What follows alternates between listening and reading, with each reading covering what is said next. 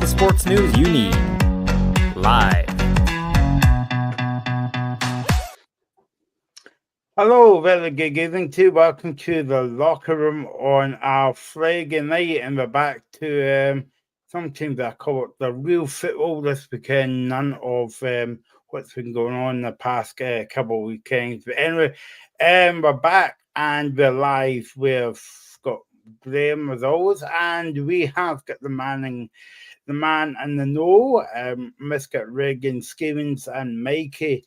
Will be joining us very soon. I don't know where he is actually. Maybe he's at Easter Road or Livingston getting his ticket for tomorrow.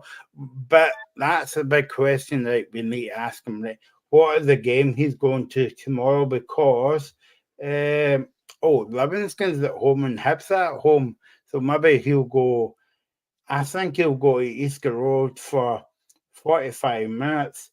And then he will go over to Livingston for the last 2 minutes of the game against Hamilton. But we'll find out there on. As you know, because Mikey's a Hibs fan, but also he's a Livingston fan as well.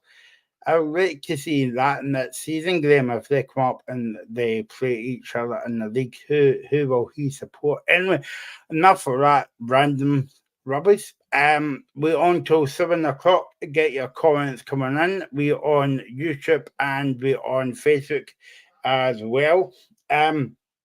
Big week for other clubs in Europe. The Champions League and the Europa League. We'll tell you about these shows later on and dig. But I thought we would start the show with something funny, guys, today.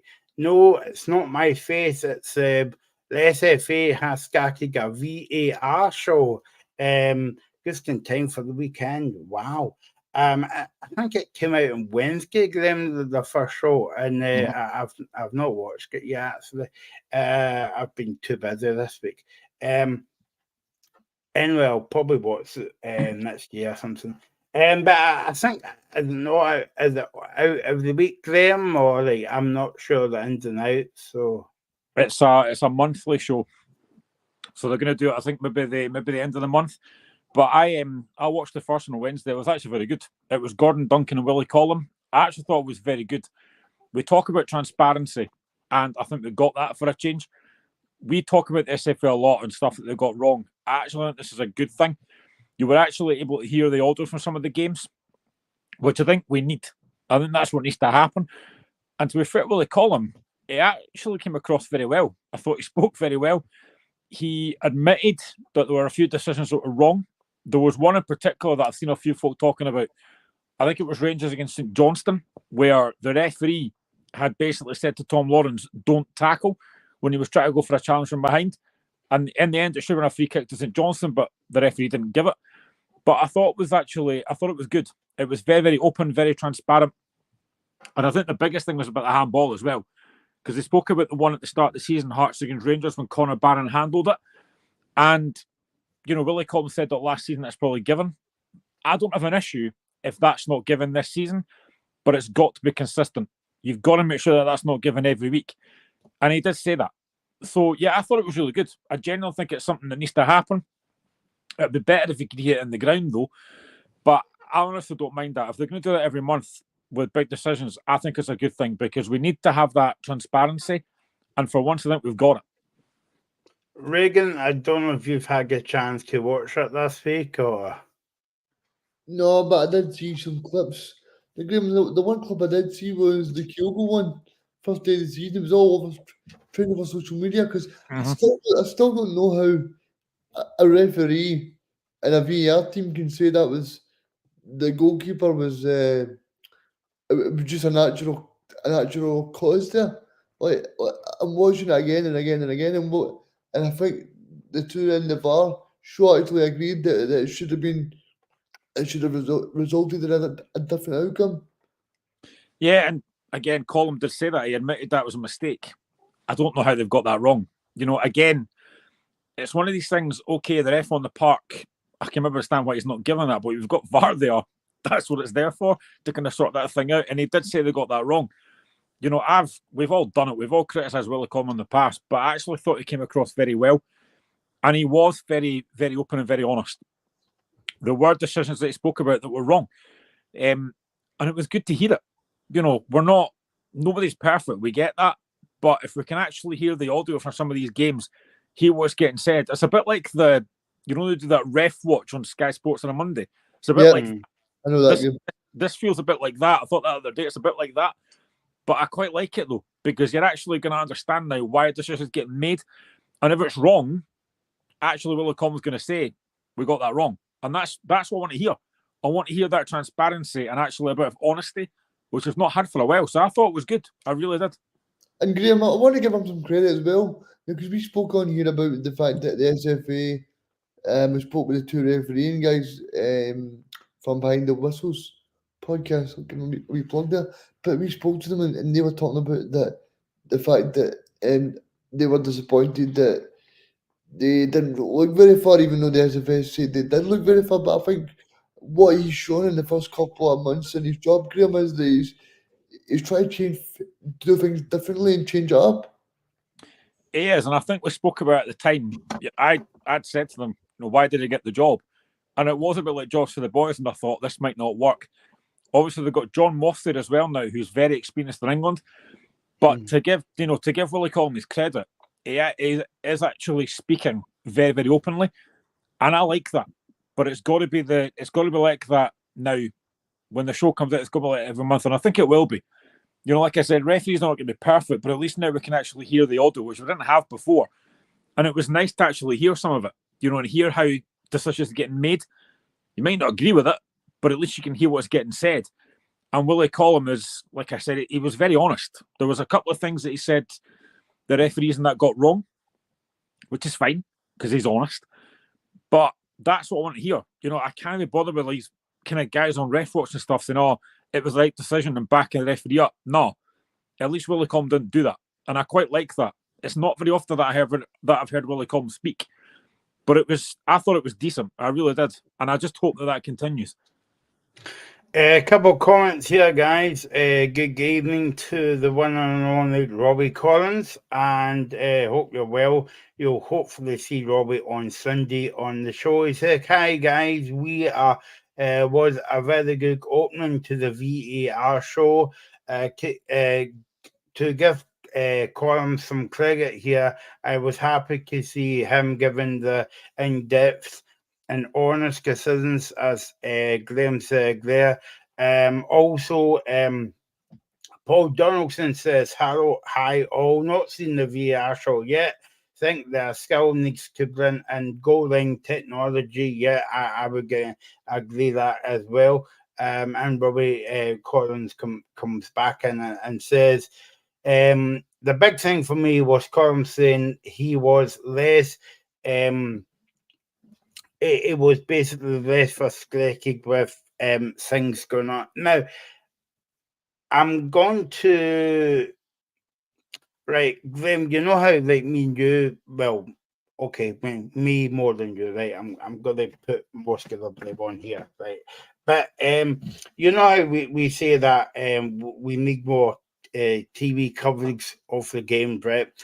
I would rather they dedicate a bit on sports scene at the end of it, maybe 50 minutes at the end of it, to invite Willie Collins onto the show.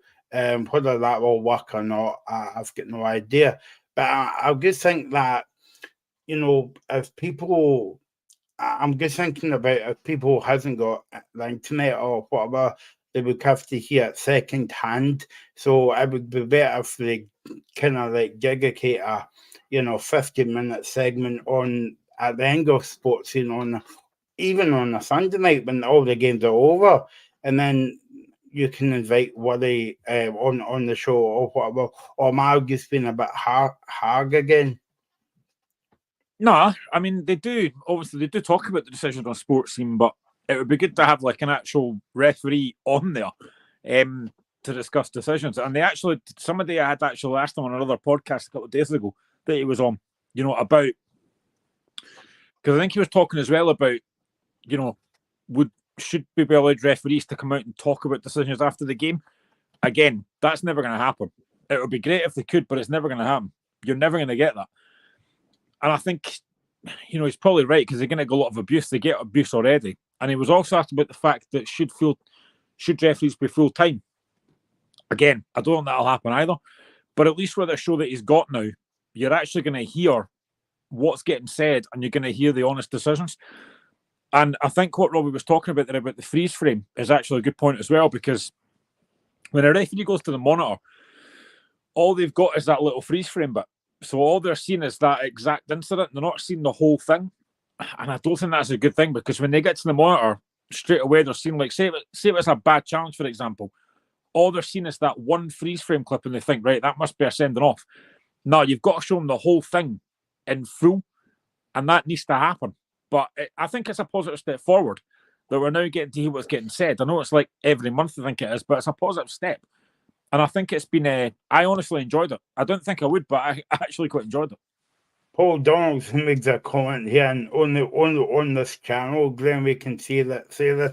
As long as it's not Douglas Ross who gets on talking about refereeing. Don't worry, we hear enough from Douglas on the first day. I think that's enough between 10 past 12 and 12:15. Thanks very much. So yeah, I mean, it's a good. I mean, at least Willie Collum's trying to come in here, Graham, and put new ideas forward. Yeah, and we criticise referees a lot, and we've criticised Willie Collum a lot. And we did wonder what he was going to do, but it's a positive step. He's trying to do something different, and I quite like it. And I think fans will get behind it now. I've seen a lot of people like Rangers, Celtic, Hearts, his fans being right behind it. And that can only be a good thing. We've got Behind the Whistles podcast again, which is a really good podcast as well. But I just think it's a positive step forward that we're actually going to get to hear the decisions, how they're getting made, and they'll be getting scrutinised. They know now, the referees now as well know that there's this new show as well. If they do something wrong, it's going to get highlighted, and it should be. And if they've got something wrong, it shouldn't be a case of, right, pat on the back and move on to the next game. I think something should happen if it's a really bad mistake, whether it's demoted or miss out for a couple of games. But I think it's a positive step forward. Would you like to see it every week instead of kind of like every month? Yeah, that's the only thing I would say. It would be better if it was weekly, because we all know that there's going to be decisions every week. And I think to leave it till like the end of the month to talk about it, people might have forgotten about it by then. It would actually be better if it was like a weekly show. But listen, it's a positive step. Maybe in time they will actually do that.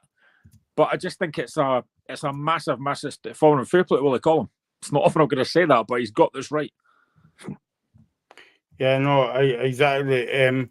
I was actually, I don't know about you, Glenn, but it actually caught me by surprise, because I don't think nobody knew it was happening until I saw it on social media. When was it? Wednesday night it came out as well. Yeah. But I suppose it's a good thing to say. But yeah, I mean, it would be good to get the on sports scene maybe like once a week in a Sunday night, but hopefully that will happen for the time. Right, we'll come back to speak about that subject, no doubt. Let's move on to On the Park now, Graham. And I'm sorry, the first game we've got to talk about tomorrow is Celtic against Hearts. Talk about Celtic in a minute or two, but from a Hearts point of view,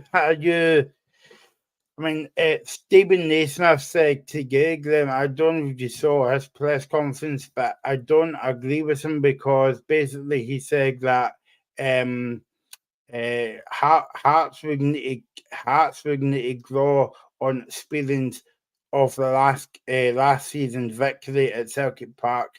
But I mean, it's totally different, Graham, tomorrow.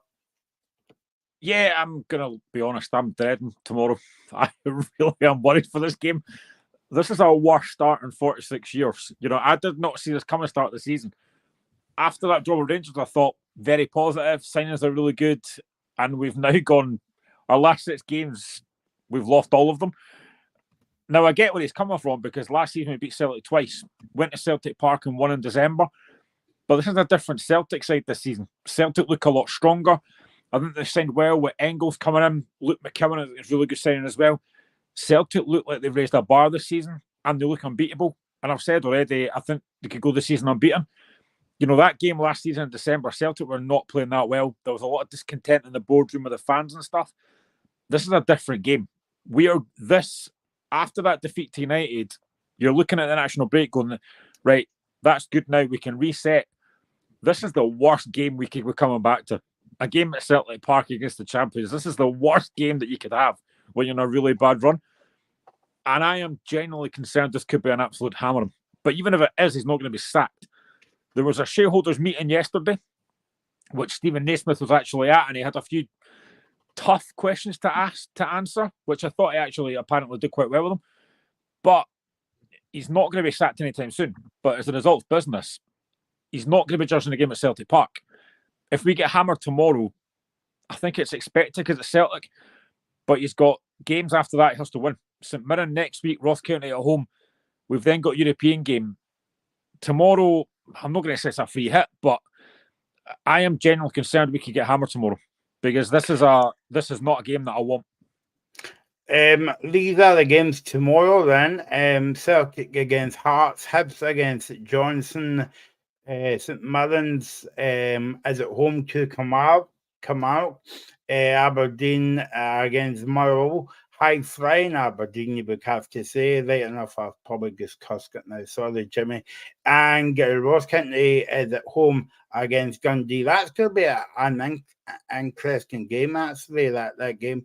And on Sunday, we've got Dundee United against Rangers. That's on Sunday. These are the games of the weekend. I just wanted to ask you, Graham, as well, that it's hard to believe that Hearts are still looking for their first win of the season. I mean, we've not won a game since 11th of May last season against Dundee. And even then, we'd already got third place wrapped up, so it didn't really matter. But yeah, I am genuinely surprised how bad we've been. But there was a stat. There's actually a couple of stats that I found yesterday. So average possession this season, Celtic are top, Rangers are second, Hearts are third in average possession. And touches in opposition box, Celtic are top, Rangers second, Hearts are third. 120 touches in the opposition box, yet we've scored 2 goals this season, which is ridiculous. I mean, it's just, I never expected to start the season because I thought signings that we made I'm very impressed with, bringing in Jan Danda, Blair Spittle and stuff, but it's just, something's not quite clicked. And I think it's on the players, but it's on Naismith as well, because he's changing system far too often. He's not getting the best out of Lawrence Shankland because he's dropping him far too deep. Shankland at this point last season has scored 5 goals. He's got none so far this season. So there's a massive, massive problem there. Defensively, we've not been solid enough. And when you go to Celtic Park, you have to be pretty much perfect. And I am genuinely worried tomorrow because assuming, let's just say, for example, Kilmarnock were to beat St Mirren tomorrow, we then lose, we're bottom of the league. That is an embarrassment for me. We should never be that far behind. Aberdeen at the moment are miles ahead of us. Start of the season, I gave it the bravado saying Hearts will finish third this season. I can't say that now because we're miles off it. And I saw an ex-Hearts player yesterday saying Hearts can still split the offer and get second. Is he drinking or something? Seriously, how can you even say that after the start? No chance. I honestly, if we get out of that game tomorrow, and I hate saying this and being so negative, but if we get out that game tomorrow with anything less than a 5-0 defeat, I would take it because I'm genuinely worried this could be a hammering tomorrow. Yeah, I think it was on the golf course, but I don't know if he was on the 19th hole, Graham, before he came on the telly. But yeah, I did see that. I don't know about Reagan, so that as well. But Naismith went on and said that the short-term aim is that we need to win a game to get off the mark. Well, I think that's a very obvious comment that is made there and get ourselves moving. He went on and says it's going to be a tough game. It's going to be a tough game that we've had all season so far because Celtic are a fantastic scat. He then goes on and says it's a tough one, but also a game when I feel we can get the result. Last year we won there. I don't think many people give us a chance, but we need to defend like what we did at the last game last season. And that's the thing with them. I mean, it's a one-off game. Anything could happen in it. But I suppose it's like it won't be the usual Hearts leg. It comes to Parkhead. I think they'll be parking about 14 buses behind the ball tomorrow. When we beat Celtic last season, we played 3-5-2, and I think he'll do exactly the same again. Even though I don't like three at the back, I've said that previously, but I think he'll play exactly the same system that he did the last season. But like I said, last season was different. Celtic weren't playing well last season, and we managed to catch them on a good day or a bad day for you guys. And I mean, it's very rare that you go to Celtic Park and people are booing Santa, but that's how bad it was for Celtic last season. Mm-hmm. This is a different prospect this time. Celtic are flying off the back of that 3-0 win against Rangers. They look a very different side this season. They signed well in the summer, bringing in Engels and McKeown, like I said. And we are going there with no confidence. You know, we were nowhere near as bad last season. Yeah, we had a bad run, but we weren't sitting near the bottom of the league. This is a different Hearts side and a different Celtic side. Now, the good news for me is Cammy definitely signed a new deal today, which I think is good news because I like him. We've got Benny Maringame back. Again, a big positive. But I don't see any way that we go there tomorrow and cause any surprise. Now, he's right. No one expects us to win there. I certainly don't. We need to keep it tight for as long as we can, try and frustrate Celtic. But if Celtic get an early goal, it honestly could be happening tomorrow. So yeah, I'm not confident. I'm hoping for the best, but expecting the worst.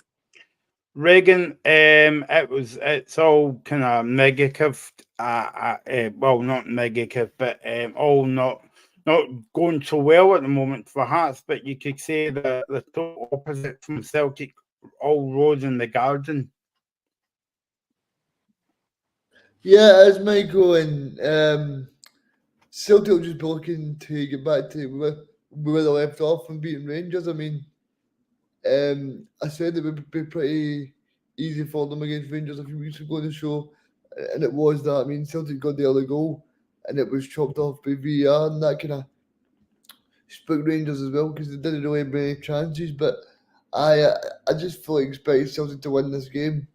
I just don't see any way that Hearts take anything from the game. I know that you guys were referencing the match that the Hearts beat Celtic last year, but like Graham was saying there, that's a totally different period of time for both teams. That was when Hearts were in full flow. I think they'd won something like 10 matches in that time. You know what I mean? And this point, they've still to get they've still yet to get 3 points this season. So I think it's two totally different sides now, and Celtic have really strengthened in the summer. They've got they've signed a lot of players as well. So no, I think both sides are at a totally different space now, and I fully expect Celtic to get the 3 points. Reagan, I was surprised as anyone else that Carl McGregor won the Player of the Month today, right? And would you believe it? He's never won the Player of the Month. I find that very astonishing. But I think he made reference to it in the press conference that I think the reason why he won the Player of the Month was by scoring some wonderful goals last month. But I mean, that's hard to believe. You know, a captain of Celtic, and that's his first Player of the Year, Player of the Month. Yeah, I mean, in terms of that, I mean, I think it's because it's like same with a goalkeeper. Something like Craig Gordon, if he pulls off amazing saves, somebody like Roy Keane, who's on the punditry, would say that's his job. You know what I mean? So I don't think like midfielders and goalkeepers really get the kind of praise that they should. I think they're kind of more of the attacking players, or the wide players, or the strikers, kind of get the Player of the Month awards. So no, fair play to Callum McGregor. Like you said, it's probably because he scored a great goal against St Mirren, a great goal at Easter Road against David Gray's side this season. So no, I think in terms of that, I think it's just because he's scored a lot of important goals this season so far, Callum McGregor. But he's also shown that he's really great, a great player to have around. I don't know if it's because he's not got the Scotland duty as well. That's going to free them up as well. I was going to ask that. Do you think his form at Celtic's coincided with the fact that he's retired from Scotland? I was going to ask that. I do agree. I think it's just made him so much. I think he was somebody, Graham, that played 60 matches for Celtic during a season, and then people forget that. See the Scotland match that they lost last year? It was against Republic of Ireland. They lost 3-0. And I'll never forget it, right? After that game, people were saying, I remember I was on here, people were saying Steve Clark needs to go and stuff like that. Now, I think, if I'm right in saying, Andy Robertson at Liverpool had a Champions League final that season. You had Scott McTominay playing the FA Cup final that season. You had so many players that were playing to the lower end of the season. And I think, in terms of the European Championships, that would have probably been McGregor's last straw where he's went, I've only had 2 weeks off here and I feel absolutely shattered here. So I think in terms of that, I think it's a great move for Celtic and I think he'll benefit long term as well. Brendan Rogers said also we've had a fantastic start to the season and Graham's no want to hear this, but he says we're ready to go. And now he spoke about Hearts, Graham, and they said they are a big club and there'll be improvements, but we need to focus on our performance and levels going into tomorrow's game. Have you been surprised at a Hearts start this season, Graham? Yeah, very. Because I honestly thought we had a really good squad. I do think we do have a good squad, but I don't think anyone saw this coming. Start the season. Now, maybe European games have not helped. I think we've still got a very good squad, but there's something not quite right. The balance just isn't quite there. Players at the moment are not performing at their best level. The goals we're conceding are mistakes. You know, it's not like people are cutting through us and putting balls in the top corner 25 yards. It's our mistakes that people are scoring from, and we're getting punished every week. We can't do that tomorrow. We're going to get hammered. But, I mean, I know that Roger said Hearts will get better, and I think we will. You know, I think we definitely will improve, but it's got to improve dramatically because it's a results business. If we lose the next few games, Naismith could find himself under pressure. Now, again, I know we spoke about the fact that, you know, the managers get enough time, but if you can see things that just aren't quite working, then I can understand why, you know, fans are getting very frustrated. I don't think anyone's going to look at tomorrow and think, well, do you know what? If we get beat tomorrow, he's got to go. Nobody will think that because it's Celtic Park. But there's other games that we've got to do a lot better. You know, for us to be sitting second up with the league already, it's embarrassing for a club our size. And you look at Aberdeen, who are flying just now, though I think they've had the benefit of not playing European football, though. So that maybe does help a little bit. But yeah, it's a worry. The form is a massive worry. And the biggest thing for me, and I said it earlier, it's the form of Shankland. He's not scored a goal yet. I don't think he's looked quite himself. Now, I said that last week. I wasn't surprised that he didn't play for Scotland because he wasn't playing well enough. So I wasn't surprised that he wasn't playing. He didn't even get off the bench last week against Portugal because Tommy Conway came on. Again, I understand that because he's not been playing well enough. So yeah, the form has been poor and needs to sort it out, but I don't think it'll change tomorrow because I just think Celtic will be far too strong tomorrow. I hope I'm wrong, but I just don't see any way we get a result. Mikey has joined us. How's it going, Mikey? Yeah, not too bad. Just got home, so yeah, apologies for being a bit late.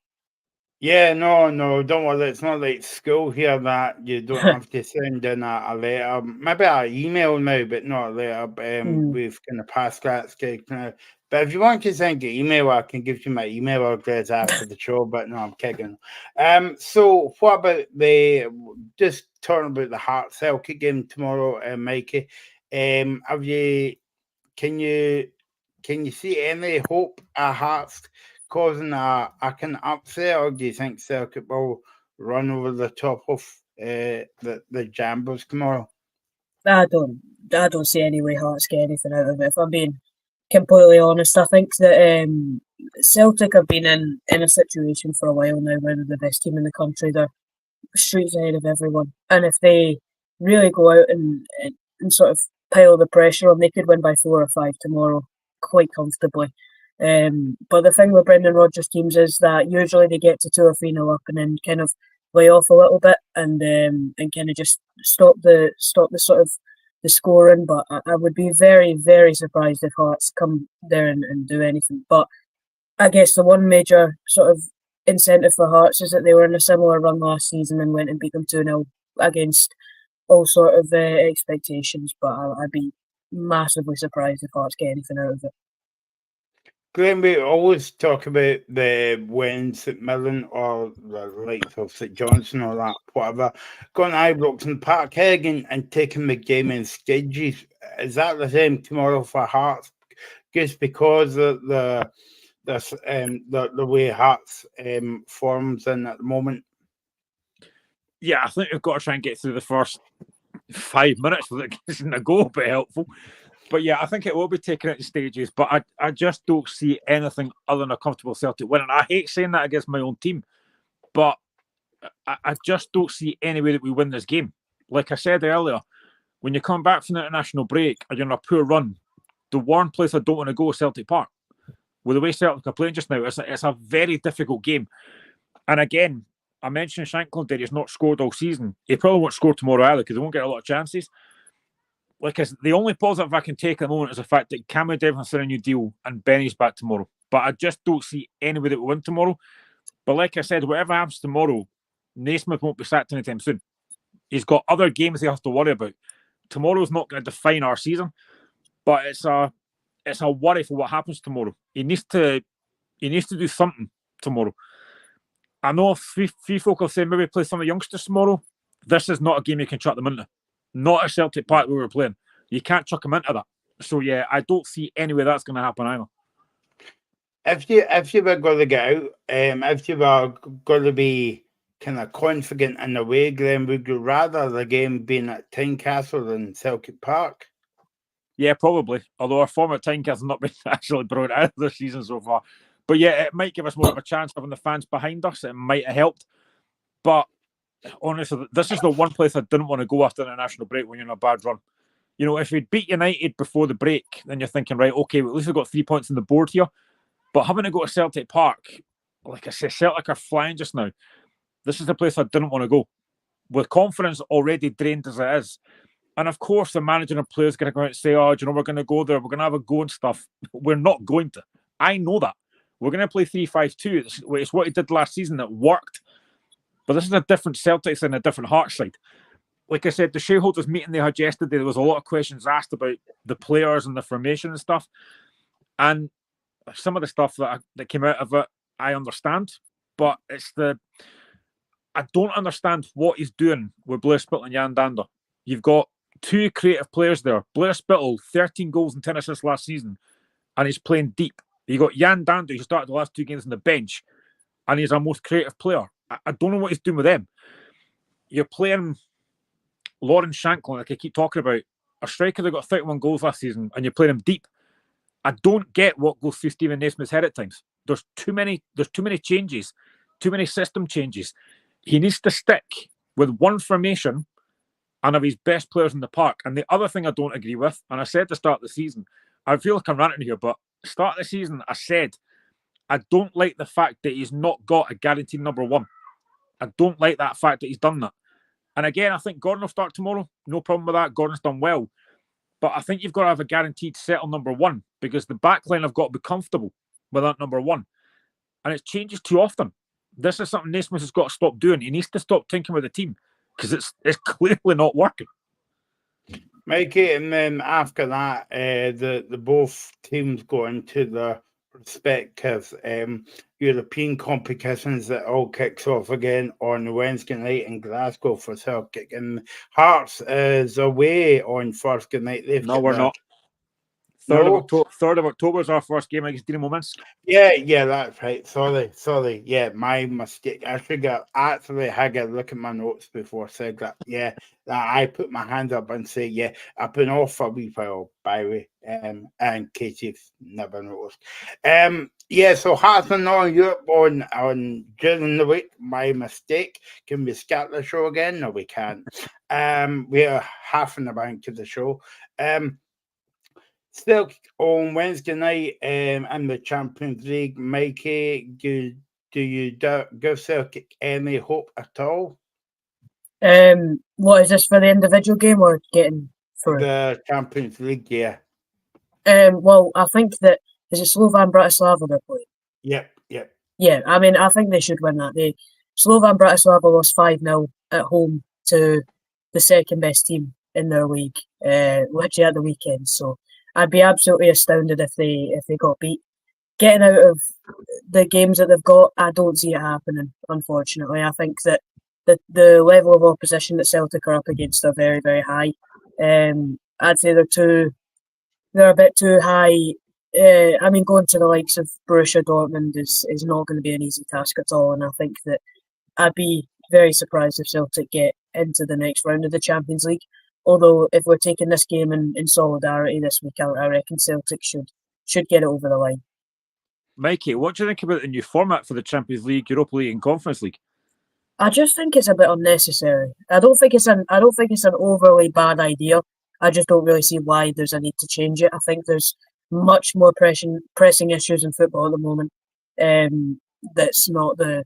I think that the format that we previously used was completely fine. I think it was very, very normal, very useful. I don't really see the point in changing it, but I mean, it's not exactly the worst change in the world. It's just there's not really any point.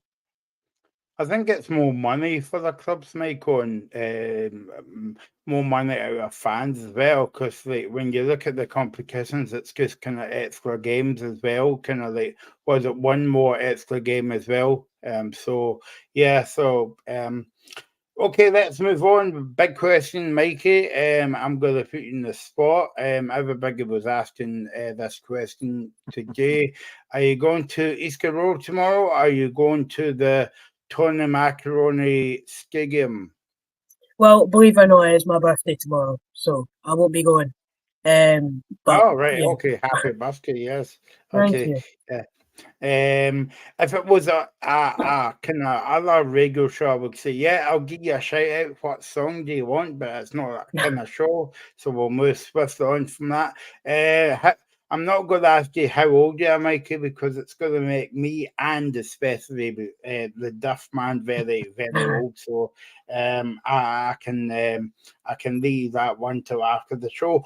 Hibs, it would be a good present for you, Mikey, if they win tomorrow against Johnson Day at home. What do you think of Hibs so far? Because I haven't spoke to you since the beginning of the season, but on the show anyway. What do you think of the start? It's been, I mean, it's not exactly been positive. I don't think we can go that far. I think that there's been some decent moments so far. I think when we travelled to Celtic Park, we were actually quite positive for large spells of the game. Outside the opening sort of 20 minutes bits in the second half, they were all over us. But I think that over the course of the game at Celtic Park, we were relatively in it. But over the course of the season, I'm disappointed with the amount of points we picked up. I think we should have got more. But not massively, not as bad as it may look on paper. But I think that the performances do need to improve, and I think that tomorrow's obviously a must-win. Mikey, a negative and a positive. Negative, Kieran Bowie out for 4 months, but you have signed Dwight Gale, who I think is a decent signing for this level. He's got plenty of Premiership experience. They're not a bad signing that, but Kieran Bowie out for 4 months is a massive blow. Yeah, it's very, very unfortunate. I think that he's one of our more sort of confident and good players so far this season, and it's a huge blow to lose him. I'll be interested to see how well Dwight Gale actually does, because I think he's obviously going to be a bit past it. He's 34 years of age, but I think he'll be a bit like Adam Lafondra. When Adam Lafondra played, he was quite good. So I'd be apprehensive to say how good we're going to be, or how good he's going to be. But I don't think he'll be a nightmare by any chance. I think by any sort of means, but I think he'll be all right as long as he chips in with a few goals. I'll be happy. And of course, Graham, this is the locker room derby between young Mikey and, could I say, old Alaska tomorrow, Graham? You can say it, but I'm certainly not gonna. Yeah, I think Hibs will win this game. They should have beat Kilmarnock before the break. Do the game in the last minute, but I think Hibs will probably win this game tomorrow. St Johnstone, they're sitting 8th. They've not had a great start to the season. I still think they're going to go down. I just don't think they have enough quality in that team. Now, I know what Levine's going to do tomorrow. It'll be very defensive. They've still not got Sidibe. But I think Kim Pioka's a massive threat up front. So I do expect it to be very, very defensive tomorrow and ask Hibs to break them down. And I think Hibs probably will. I'd imagine Dwight Gale will get at least some minutes tomorrow. So, yeah, I think Hibs will win tomorrow and get their first 3 points of the season. I don't see enough quality in that St Johnstone side. And to be fair, it's the same as what Alistair said as well. They don't have enough quality. The one thing I would say as well, though, and I heard this debate yesterday, and this is probably not for another show, but I'm going to say it anyway. I noticed that St Johnstone have cut the allocation for Celtic and Rangers, which again, I understand why they've done it, but the issue is that St Johnstone don't get enough fans there anyway. So surely you're just cutting your nose to spite your face. Hearts can do it, Hibs can do it, Aberdeen can do it. They can cut allocations because they've got fans that can fill the stadium. St Johnstone don't have that. So fair enough, if you're going to be able to get your own fans at the ground, then fine. But they're not going to be able to fill the stadium. So I don't know if that's a particularly good thing they've done there in cutting the allocation because they need the money. Mikey? I mean, I know exactly why Hibs cut it. I know why other teams are likely to follow suit, and I can't massively complain about it. I mean, for the sort of element of the away atmosphere, it's going to be hindered. I mean, there's going to be less fans in the stadium. But overall, I can't really go against the sort of decision to do it. I think that the impetus has to be on the home supporters at a home ground. So if you're going to benefit your own supporters by getting rid of the away fans, then by all means do it. If it's your stadium, you should be able to decide how many away fans are there. And if they feel that whatever needs to change, then I'm not gonna have many massive complaints about it. I'm not going to say anything, Mike, about Livingston in that sentence. I'll get swiftly on. Let's go back to Hibs and St Johnstone tomorrow. Of course, the other fixtures there. David Gray was interviewed on Hibs TV today, saying it's going to be a tough test. They're a good team, and we're fully focused on that. Craig Levine said, training has been good all week. I don't like going into the international break on a defeat, but I'm looking forward to the game. It'll be a challenge tomorrow, but hopefully we will go out and get all 3 points tomorrow. Mikey, what do you think of David Gray's kind of appointment as I know you go to Easter Road kind of like every week, so what are the fans' take on Mr. David Gray in the hot seat? Well, the sort of overall opinion is that it's a bit too early for him, which I would tend to agree with. I think that a lot of people have said it's a big risk. I'd actually go sort of the other way. I'd say it's not enough of a risk. I think it's a bit too sort of, he's already in the building, so just give him the job. I think that they should have done a little bit more in that sort of element. I think that it'll definitely take time for him to get where he needs to be. And do I think he'll get that time? I think he'll get a bit more time than another manager will, because he's obviously got a bit of credit in the bank for working before, and obviously the things he's done with the club. But I'd be very surprised if he sees out a contract by in that sort of way. I think that it'll be another very difficult season. We're very much looking to rebuild in 2025 at the end of the season. A lot of our players are out of contract at the end of the season, so a lot of the work is going to be sort of focused on next season. This is a bit of a stopgap. but there is a limit. We can't be too bad, because then the manager will lose his job. Very obviously rightly so, if we're in a really bad position.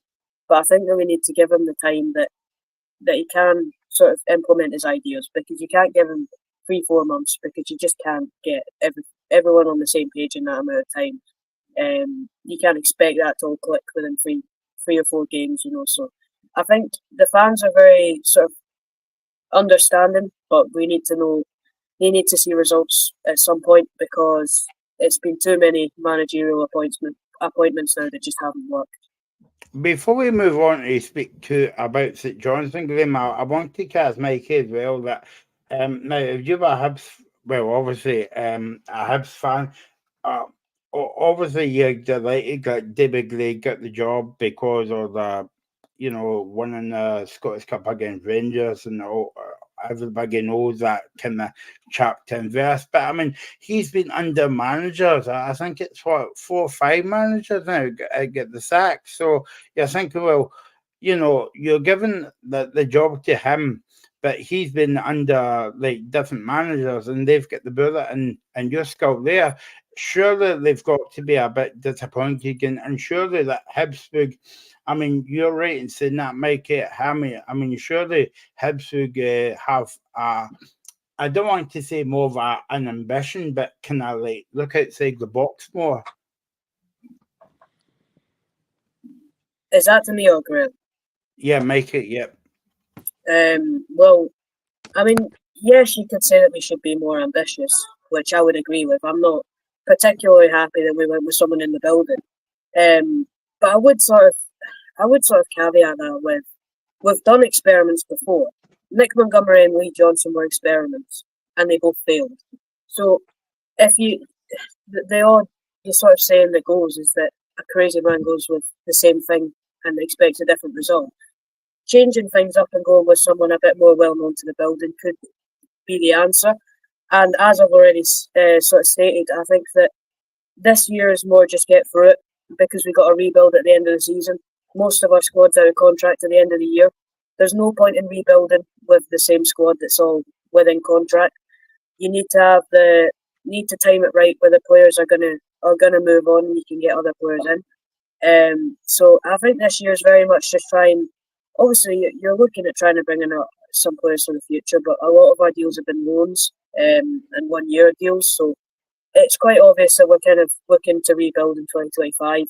And I mean, if you're to look at someone to just kind of keep the ship steady for a year, you may as well try and go with someone in the building rather than go with someone really out there, and it's a real risk, because if things go horribly wrong under a manager who's very sort of imposing and wants to really implement his own style, then it's very difficult to kind of dig yourself out of that at times.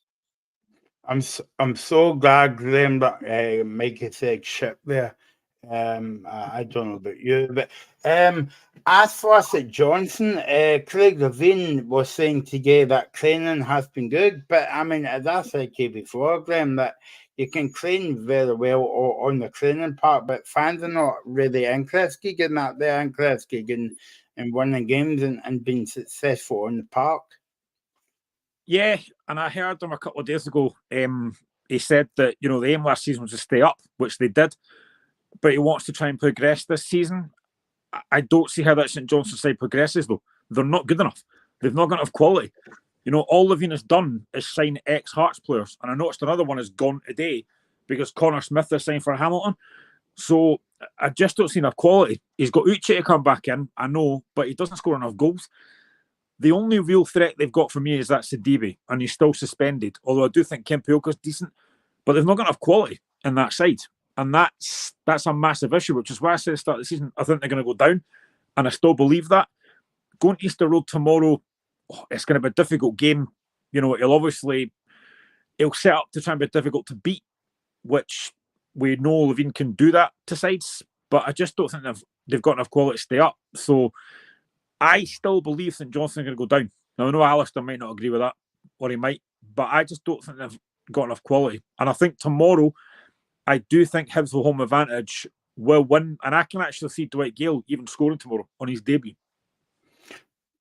Mikey, you have got a question here from Paul Donaldson, watching on YouTube. He says, was going to ask Mikey, how old you are. No, he never said that. He said, I was going to ask Mikey about Junior Hoylett for at Hibs. Good signing, but I don't think he's played yet at all. No, he hasn't, but I think it's a very good signing. If you look at the second half of last season with Aberdeen, he was brilliant. He was the real difference maker in the Scottish Cup semi-final. Even when he came on, he didn't look very good for the opening sort of 15 minutes, but he turned provided for 2 of their goals. He was very influential at Easter Road when Aberdeen battered us 4-0. He had some very, very good performances last season. So I'm very happy to see him in. I'm hoping he's in the team soon. I think he's injured or not ready to play or something like that. But hopefully when he is ready to play, he'll be good because he's looked brilliant every time I've seen him play for Aberdeen. I mean, he joined them in February when they were 10th in the league. And I'm not saying it's all down to him, but he definitely played a part in them sort of improving towards the end of the season. So it's good that we brought him in. It adds experience, and yeah, I mean the fact that Yuan's out for so long, it's an area that kind of needed a bit of improvement. So I'm very happy to see him in the building, and I think he's going to be. I think he'll be very influential when he plays. Okay, so that is the Hibs Johnson game tomorrow. I know that we were talking about a derby between Mikey and Alistair on the show. We've got another derby tomorrow. I don't know how many times I mentioned his name on the show. One week we'll get him on the show. The Mackahara derby tomorrow is St Mirren against Kilmarnock. Graham, and obviously, I think this is the first time these sides met since they've been knocked out of Europe. Of course, they won the early qualifying stages of the European campaign this season. Should be a good game tomorrow, Grim. Yeah, it should be. I mean, Killie have not won a game yet. Thankfully, they're below us. Hopefully, that stays that way tomorrow. But I think the fact they're out of Europe is going to help them. I think it will benefit because I genuinely think playing Thursday, Sunday is very difficult. You know, Kilmarnock just don't have the squad to deal with that. But I think now they're out of Europe, I do think Kilmarnock will improve. You know, Derek McKinnon is still a very good manager. I know that a lot of folk are saying he should get the Scotland job, which I don't agree with. But I think they'll give it a good goal tomorrow. But I think St Mirren have actually had a decent season so far. I know they're sitting 7th so far, but they've been all right the last few games. They've looked all right. I think it could be it'll be a tough game. But I think the home advantage, I can kind of see St Mirren winning this. But, you know, like I said, I think Killie out of Europe now, I think they will improve. But I don't think that'll start tomorrow. I just think St Mirren will maybe just have enough to win that game. Mikey, what do you think of the game? It should be an entertaining game because both managers likes to go for it. Yeah, I think it'll be a good game. I think that it's two sides that I think have maybe underperformed. I mean, St Mirren maybe have a little bit. I mean, Killie have obviously quite glaringly underperformed so far this season. But I mean, overall, I think it's going to be an alright game. I don't see many goals, but I think it'll be one of those games where it's quite end-to-end with a good few chances, just nobody kind of putting the ball away. But I think that it'll probably come down to a one goal here or there. But I think St Mirren will just edge it because we've seen so far Killie have really struggled to put the ball in the net. St Mirren have been a bit more sort of free scoring than that. I mean, they haven't exactly set the world alight. I mean, most of their goals came against Hibs, but I'd say that I think if you're to kind of take into account the two sides on paper, I think the St Mirren are just slightly better. And I mean, Killie last season, I think it's quite obvious that they overperformed, sort of relative to how good their squad was. I think they have a very decent squad, but I don't think they're kind of up there as the sort of third or fourth best team. I would say that I think it'll be much more sort of difficult this season. I think it'll be kind of just around trying to get top half, which I think is still very positive for Killie. But I'd be very surprised if there's loads of goals in this game, but I can see it being one goal either way. I just think St Mirren will just kind of edge it in the end. Graham, Paul Sheeran was talking yesterday, the assistant manager of Kilmarnock. He was saying it'll be a tough game but we need to start. We need to start our campaign well and get 3 points tomorrow. I mean, what do you think of the Kilmarnock side of things? Derek McKenna, he's still doing a brilliant job, and the fans are happy with him. And I think it was a bit of a bonus how they got the European football this season as well. Yeah, when I said start the season, there's always that one team that drops off, and I did say it with Kilmarnock, but I didn't expect Hearts to also drop off at the same time. But I do think the fact they had European football has had a massive effect on them because they just don't have the squad to deal with that. But now they're out, I do think they will get better, and I think they will improve. You know, Danny Armstrong hasn't maybe had a great start to the season so far, but like Mikey says, they're not scoring enough goals. Now, that's got to change eventually, but I just think Kilmarnock will definitely get better over the course of the season. Derek McInnes is a very good manager. You know, we know that. He had a really good season last season. He was probably unfortunate not to be manager of the year last season, but he's a very, very good manager. And I think they will get better this season. But it's a very difficult game tomorrow. You know, going to Paisley is not going to be easy. I think St Mirren's a decent side. Stephen Robertson, again, is a very, very good manager. So I do think Kilmarnock will improve. And it's probably been a surprise to them how poor they've been so far this season. But like I said, European football really does have a massive effect. We saw it with Aberdeen last season. We've seen it with Hearts. We've now seen it with Killie. A lot of teams in Scotland just aren't able to play European football and domestic football. It's very difficult. But now Kilmarnock are out, I genuinely think they'll find it a lot easier, like playing one game a week. So as much as I think it'll be a tough game tomorrow, I think Killie will improve over the course of the season. And there is no doubt in Derek McInnes has got plenty of credit in the bank. But like I said, I don't want him as Scotland manager because I still stick with Stevie Clark. But that's just my opinion, though. Mikey, what do you think of that? I know that we were talking about ticket allocation there for the St Johnstone games coming up against Celtic and Rangers this season. But I mean, Kilmarnock, not that far away from Paisley, a decent. I think it will be near enough for a full house tomorrow. Well, I mean, Kelly always seem to bring a decent amount of fans wherever they go. They're one of the sides that they're very consistent. They bring sort of a decent amount of they sort of bring a similar amount of fans everywhere they go, regardless of who they're playing. So I'd be very surprised if there isn't that many there. I think it will be a good sellout or a good sort of turnout, as it always seems to be with Kelly. Yeah, no, so and I suppose the last word to you, Mikey, on St Mirren tomorrow. I mean, what do you kind of like expect? I mean, I think it will be quite an open day, an open game tomorrow. I agree to an extent. I think that it'll be good football played. I just don't think there'll be many goals.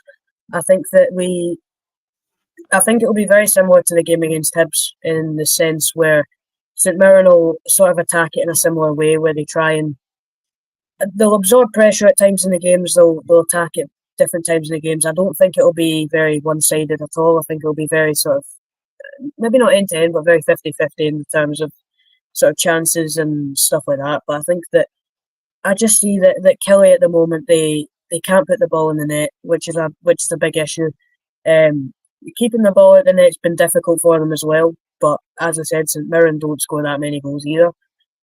So I see St Mirren probably, they'll utilise their width as they always seem to do. They have some very good players out wide. But yeah, as I said, I think it'll be 1-0 to St Mirren. Let's move on now. We keep your comments coming in by radio on YouTube and Facebook. We're on until 7 o'clock. If you want to comment, if you want to ask any of the guys any questions, if you want to ask how old Mike is, you can ask him. Let's just move on there, Graham. Not final game tomorrow. There's another game to go, but this is a good game in paper as well. It is a tough test for Stuart Kettlewell because the Aberdeen has been on good form under, I think you call him Big Jimmy in Scotland. That's right, Graham. Aberdeen against Motherwell, Graham. Yeah, Jimmy Thiel's done a fantastic job so far. He's been a breath of the fresh air for Aberdeen so far. 9 in a row. I think they'll make it 10 tomorrow. You know, they've had a fantastic start to the season. If they win tomorrow, which I think they will, they just move further ahead of the Rangers, like Celtic will tomorrow as well. But he's done a fantastic job. You know, signing the guy Keskinen for £1 million. I think that's probably the first £1 million player outside the Old Firm. So yeah, it's a very good start. Now I know folk will say he's not played anyone yet, but you still got to win the games put in front of you, and he's done it. You saw the reaction after they beat Ross County with that last-minute goal from Kevin Nisbet, who again is a very good signing. That's what you want, a player to come off the bench and make a difference. And you saw what it meant to get that win under the belt. It's been a fantastic, fantastic start. And I think Aberdeen, if anyone's going to split Celtic and Rangers this season, it's going to be them. Now, at some point, they might fall away, but what a start he's had. He couldn't have dreamed of a better start than this. You know, Motherwell have had a decent start as well, sitting fifth. I know it's only 4 games in, but they've done all right last few games. I was impressed with them against Hearts a couple of weeks ago. They were decent. So yeah, it's a tough game for Motherwell, but I just don't see the Aberdeen bandwagon stopping just now. They're on a crest of a wave. They've signed very well. They look very, very composed.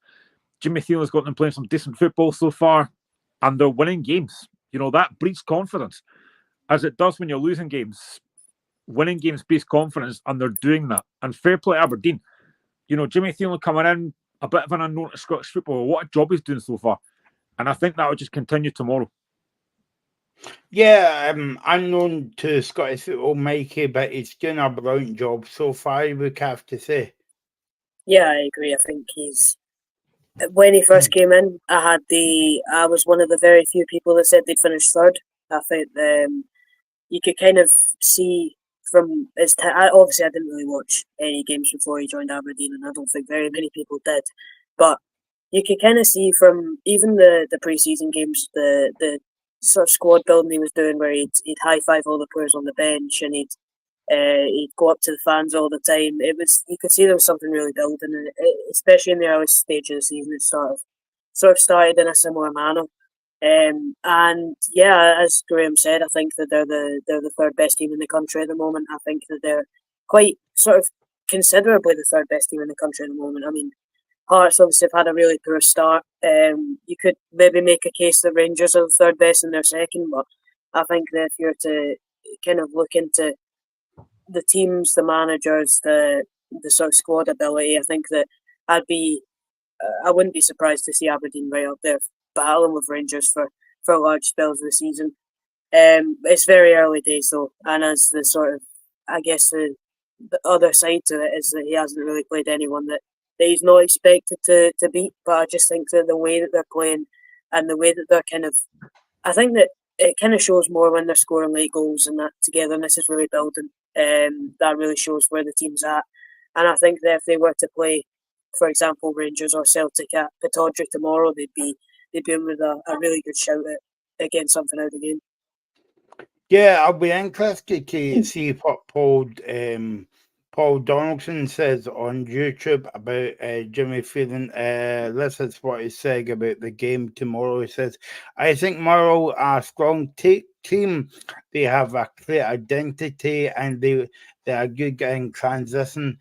They are trying to think ways of how to build the game up. They can be a bit tricky there, and they are clear what they want to do really well.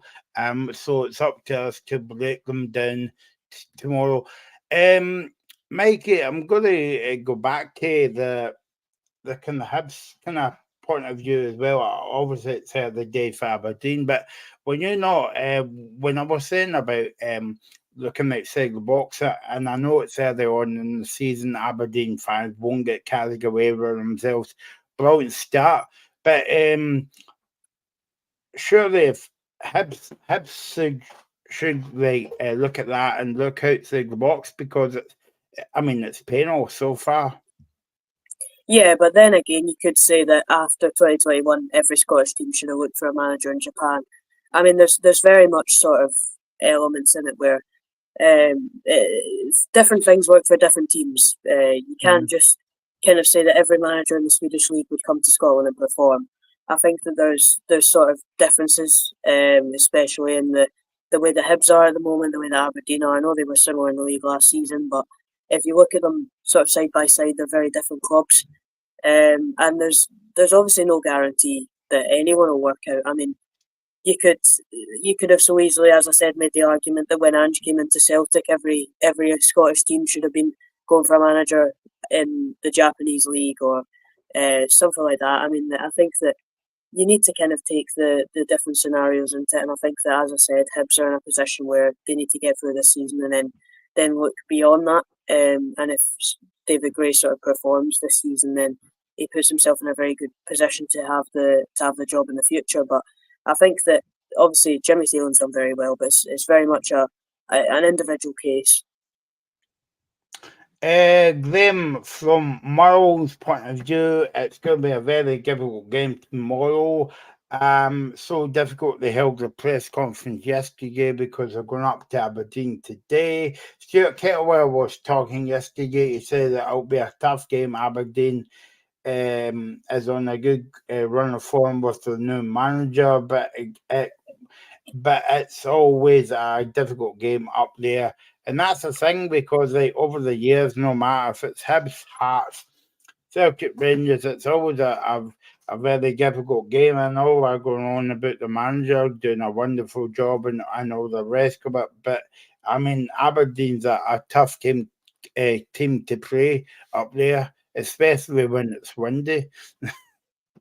Yeah, I mean, was it not last season that it was a 3-3 draw? I'm sure Motherwell was 3-0 up at the point last season and back to 3-3.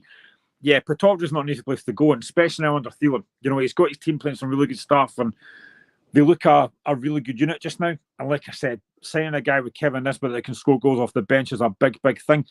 And actually, Paul in the chat as well mentioned that Duke has returned. But mixed reaction from the fans. I think he needs to knuckle down and show that he wants to be there. He didn't get the move he wanted. Probably gutted about that, but he needs to now knuckle down and show that he's still got something to offer Aberdeen. And I think he does. There's no debating he's a very good player. And he's got to show that now. But yeah, Motherwell going there tomorrow. Difficult game. Like I say, I think they've done all right so far this season. I know it's only 4 games in. But if they can get something tomorrow, that'll be a big, big plus. I don't know how Stephen's feeling about that game, especially after last season when Motherwell just missed out on that top 6. But it'll be a tough test tomorrow. I do think Motherwell will go there and give it a go, but I just don't see Aberdeen's run stopping just now. And the fact that even after like 5 games, they win tomorrow, they go 8 points clear of Rangers. I mean, I don't think anybody could have saw it at the start of the season. What a run it's been. Yeah, I know. Like I was just asking in general terms a bit. Paul said, "Yeah, I mean, a good start, but hope we can keep it up for the rest of the season." And I think that's the thing, Mikey, because Aberdeen's been a bit disappointing the last few seasons. I think it would be a decent season if Aberdeen makes the top 6 and get a good run in the cup competitions. I mean, I'm not sure I'd agree with that. I think that Aberdeen have higher ambitions than just getting top 6. In my opinion, they're quite comfortably the 3rd biggest club in the country. So finishing top 6 should be a bare minimum for them. And I mean, it's been very up and down over the last few years for Aberdeen. I mean, if you look at 2021, 20 to 21, they finished 4th. Next season, they finished 10th. Then the season after that, they were 3rd, which is a fantastic season. And then last season, they dropped into the bottom half. So I wouldn't exactly say it's been an inherently bad last few years for Aberdeen. It's been very up and down. Even in the good seasons, there's been very negative moments. But I think that if you're to kind of take them in over the last 5 years, they're definitely not one of the worst teams. So I would say that, I mean, they should be hoping to have a good run in the cup, but I think they should be aiming higher than just getting top 6. I think this squad has the capability to finish 3rd. I think that, I mean, with Hibs and Hearts both kind of floundering down the table at the moment, they should be aiming for 3rd this season. So I'd say anything other than 3rd from the start would be maybe not disappointing, but relatively sort of underwhelming. So yeah, I mean, getting a run in the cup would be very positive. They've not won the Scottish Cup since 1990, so that's a massive incentive for them. So yeah, I wouldn't say that their aim should be top 6. I think the bare minimum should be top 6 this season. We'll go on to talk about Rangers in a minute, Graham, but it said that the Daily Record has reported today that Rangers and Aberdeen are waiting for the SPFL to set a date for the tribunal to settle a fee for Conor Bannon. I didn't realise about that. Well, yeah, Graham must be away thinking new about that date because he's not there. Mikey, I didn't realise that there was a tribunal coming up between Aberdeen and Rangers. Could you? I knew there was, but I didn't really know why, because Conor Barron I thought was out of contract. I thought they just ran his contract in and went to Rangers. I don't know why there was money involved in it. I did hear stuff about the whole sort of, there was complaints from somebody about something, but I wasn't too sure why, because from my understanding it was Conor Barron being out of contract and going to Rangers on a free. So I'm quite confused about that, but I'd be interested to see how it kind of pans out. Okay, let's move on to the last game tomorrow, Graham, and it's a second game without Luke McCowan for Dundee. That was a massive loss for Dundee in the last hours of the window, you would have to say. But anyway, they've got a small matter of going up to Dingwall tomorrow to take on Ross County, Graham. Yeah, again, like I spoke about St Johnstone, I just don't think Ross Kent have got enough quality. And again, I think they'll be exactly the same position as last season, back in that playoff again. You know, losing like Simon Murray and Jan Dander, their two biggest players. I do think Ronan Hale's a good signing for them. I think he'll do well, but again, I just don't see enough quality there. Dundee, I think, again, started very well so far, sitting 6th, just like last season. I think Tony Docherty is a fantastic manager. The job he did last season was fantastic. Losing Luke McCowan, it is a big, big blow. You know, I think it'd be a good signing for Celtic. They do still have Lyle Cameron there. They do obviously have Simon Murray there, who I think will score goals tomorrow. I mean, that would be ironic that he'll probably score against Ross County. But yeah, again, I think Dundee will win this game. I just don't see enough on that Ross County side. Dingwall, again, tough place to go, but I honestly think Dundee will win that game tomorrow. I just don't think Ross County have got enough quality. And I think it'll be exactly the same as last season, where Ross Kent and St John's been in those two last places. Well, Mikey, I was saying about Luke McCowan, the Courier report today that Scott Fraser remains a target for Dundee to fill the gap left by Luke McCowan. Yeah, I mean, it's always good getting an extra player in the building. I mean, that you can have players that flop, and obviously that's a negative, but I think that Dundee are actively trying to find a replacement, which is positive. I think that Lyle Cameron's at least a similar level to Luke McCowan. I think that he can definitely fill his sort of shoes in that sense, because I think he's very, very good. Luke McCowan was a very important player for Dundee. There's no disputing that.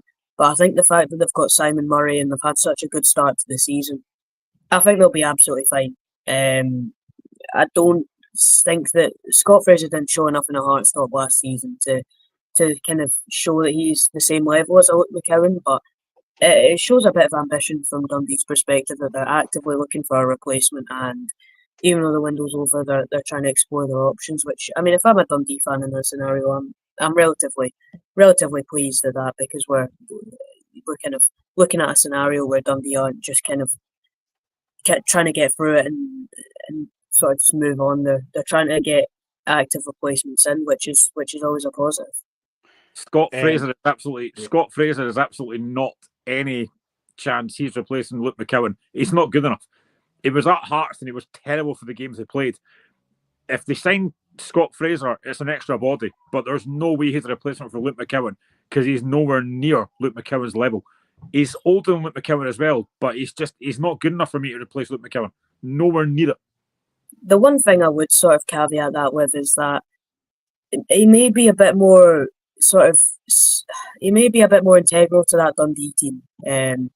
When he was at Hearts, he was very much sort of not a spare part, but when he played, he was never sort of the focus in that midfield. So I think that when he's if he was to go to Dundee and he was given that opportunity to kind of, I guess, run the attack in midfield, maybe he'd be a bit better. But I will agree that I don't think he showed enough in a Hearts shirt to warrant sort of getting another move to Scottish football. But I mean, if he's in on a free and you're not going to really lose anything by bringing him in, then you may as well take a punt on him.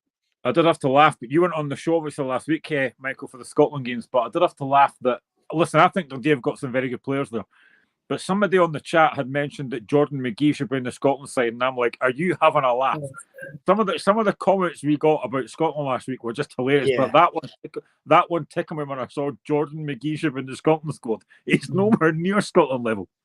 Yeah, I think by and I'll say this when we go over here, I think I had to give counselling to one of the contributors on the show last week, but I'll tell you the name of here. I think you might know who it is. It's not you and Mikey, so you know, if you can't rock that one out, there's something up. Anyway, Mikey, that was a development fee for Conor Barron. I've never heard of that before. Have you, Mikey?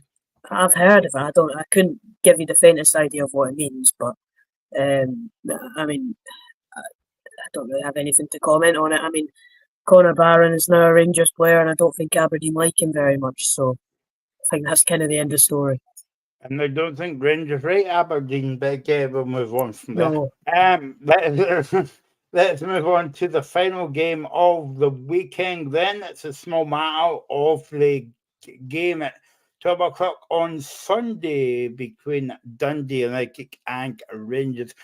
First of all, I've got to condone the Rangers fans that went back to Ibrox the other week. Graham, that was terrible scenes that was all over Twitter, and I get the point that you know, they've not beat Celtic for a while, and the way that they performed, but I mean, you know, they're going out to do a job, and you know, a handful, or maybe it was more than a handful of fans went back to Ibrox after the game when the team bus went back to Ibrox, and that was a shame for. You know, the players can see that, you know. Yeah, I mean, it was the guy that was basically calling out Tavernier and stuff and saying, where's the captain and stuff? It's like, well, he shouldn't have to deal with that. I get the frustration. I get that obviously they're angry of not beating Celtic again. I get that. We're all frustrated when we don't win games. But I just think there's a time and a place. You know, that wasn't the place to do it, to go back to Ibrox. And that's the last thing the players want to see. You know, they'll be frustrated as well that they've not managed to beat Celtic. I just think it's really poor from the fans. And I don't know if anyone saw, I saw this yesterday, the Barnet manager. I thought he was brilliant when he came across about the fans. I thought it was brilliant to watch that. A lot of fans could probably take note about that. But yeah, we're all frustrated when our teams don't win, but there's a way to do it. There's a way to go about it. And to do that, I thought was ridiculous. And listen, I'm not a Rangers fan, but I genuinely think that the stick that Tavernier gets, I don't understand it. You look at the stats that guy's got. Now, we know it's about winning trophies and stuff, but you look at his stats, they're fantastic for someone that plays at right back. They're brilliant. And I just think he gets a lot of stick from Rangers fans. You know, it's not just him. There's other players around him that aren't winning things. It's not just a James Tavernier thing. But he seems to get a lot more stick than anyone else. And I don't get it, given the stats that he shows. I just find it mental, the amount of stick that he gets. Robbie, Mikey, talking about James Tavernier before we get on to talk about the game tomorrow. Rangers captain James Tavernier has turned back a proposed bid to a Turkish side. I mean, that's how much he loves Rangers. You know, that he wants to remain at Rangers and win a trophy for them this season. And yet the fans were at Ibrox, what is it, 2 weeks ago now, shouting at, you know, where's the captain, where's the captain? Surely it can't be lay upon the captain. You know, it's a team game and all the rest of it. But, I mean, it just goes to show how much that he loves Rangers. I think that the fans have every right to complain. When the squad's in the situation that they're in and the position that they're in, they have a right to be angry, but to go about it in that way, I would agree is ridiculous. I don't think he can. I saw something where it's the only real business where you can do that. You wouldn't show up outside someone's work and shout at them for not doing a good job. I think that you're absolutely warranted to give the players criticism if they're not performing, which Rangers haven't over the last couple of seasons. James Tavernier's been one of the best Rangers players, maybe not of all time, but he's been one of their club legends. He's taken them from a position where they were championship to an unbeaten league title, winning trophies regularly, and he scores most of their goals. Maybe not most of them, but he scores a lot of their goals. He's routinely up the top of the top goal scorers charts. I don't think Rangers fans will know what they're missing until he's gone. I've said this multiple times. But at the end of the day, when you're a captain for the club the size of Rangers, you kind of have to shoulder the whatever comes at you. It would be the exact same if, for example, if Celtic were in a situation Rangers were in and they'd been battered at another derby. The fans aren't going to just let it be fine. The Celtic fans would be given the exact same sort of stick to their players. I think it's the wrong way to go about it, but we can't pretend this is the only club that would do it. When you're at a club the size of Rangers or Celtic, the expectation is to go out and win every game, and when that doesn't happen, the fans will be unhappy. Now, the person who was shouting whatever he was shouting at Tavernier is not correct by any means, but I think the fans have a right to be very disappointed at the moment because the way Rangers are being run, the way that they're playing on the park, is simply not acceptable. And yeah, I do sort of not envy, I do feel quite bad for the Rangers fans who go out there and support their team every week to be dished up the same thing every season. But as I said, there's a time and a place, there's a position to do it, and I think that going about it in the way that he did was definitely wrong. Graham, now I value Paul's comments every week, but I'm sure you've got opinion and Mikey's got opinion here as well. That he said, to be honest, guys, I think Celtic fans are just as harsh on the players and the managers. Yeah, I get that, but a bit like what Postecoglou was saying last season at one of this press conference. I know why you know, it's a bit like salt and sauce. You put them in the same sentence, and you put Celtic and Rangers in the same sentence as well. But they're two totally different clubs. So why, if we were talking about Rangers, why blend Celtic into it as well? I can understand because they're the biggest two clubs in Scotland. I kind of like understand that. But if you were talking about Rangers, England, you would have to say Chelsea, Man United, Liverpool, and all the rest of it as well. But if we're talking about one particular team, don't bring the other team into it, if you know what I mean. Because that's, I can see what Paul's talking about here, and you've got a fair point. But this is a Rangers point we're raising here, and you're totally right about Neil Lennon. I mean, Celtic fans did give him a abuse, and after the Ross County game and the League Cup and all the rest of it, and there was fans outside Celtic Park, and that's nonsense, But why associate Celtic and Rangers and Celtic all the time? That kind of baffles me. I would like to get your take on it, guys, because obviously you're the Edinburgh too as well, but where do you sit on it in terms of talk about one club but not the other club and all the rest of it? It kind of baffles me sometimes. But what's your take on the whole thing, Mikey? Well, I'll explain it in very simple terms. Success for one is failure for the other, and the second that the table gets flipped, the exact same situation happens. So the reason why I bring Rangers and Celtic into it is because yes, they're very different clubs, but the fans have very, very similar opinions, and the fans have a very, very similar reaction when this happens. Look at last season when Celtic were in a bad run of form. Look at what the fans were doing. And then 3 months later, when Rangers were in a bad run of form, the fans were doing the exact same thing.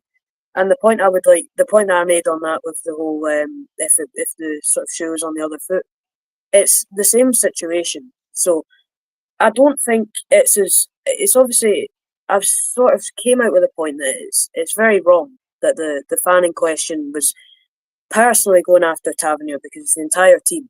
But we can't sit here and pretend that if the shoe was on the other foot, Callum McGregor wouldn't be getting the exact same sort of thing. If Rangers had beaten Celtic 3-0 at Ibrox, they came back to Celtic Park. It would be the exact same situation.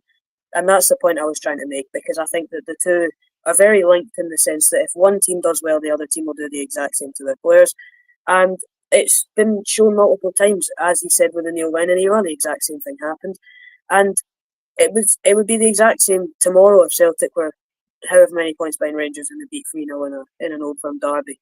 So I think the sort of I've seen a lot of the thing from Celtic fans where it's like, oh, it's unacceptable with the Rangers fans.